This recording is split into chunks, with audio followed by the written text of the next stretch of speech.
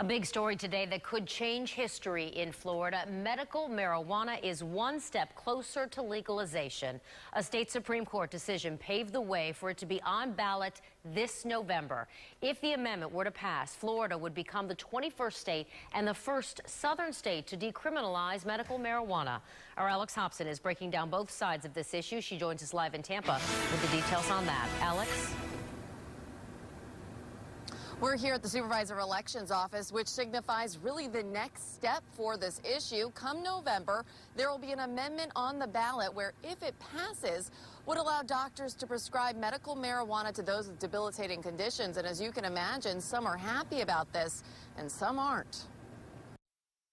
I'm surprised fireworks aren't going off in Florida. As the medical marijuana supporters celebrated, the opponents cringed. To say the least, we're disappointed. In a ruling of 4-3, today the Florida Supreme Court approved the language for the proposed constitutional amendment, meaning medical marijuana is moving forward and will be on ballots across the state this November. We're doing this for the thousands, probably hundreds of thousands of sick people in the state of Florida. Bianca Garza is the regional organizer for United for Care, the group that spearheaded the medical marijuana push here in Florida. It's chaired by prominent attorney John Morgan, who has invested millions in their campaign. But this goes beyond politics for Garza.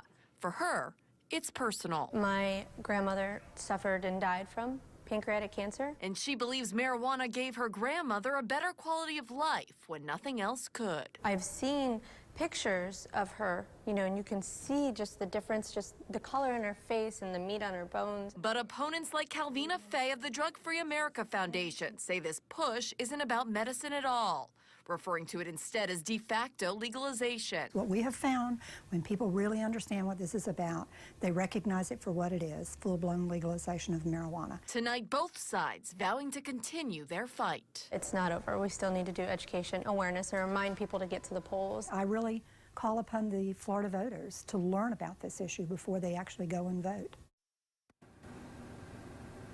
The amendment needs 60% of voters to approve it for it to become state law, but United for Care says they're quite confident that'll happen. Reporting live in Tampa, Alex Hobson, ABC Action News.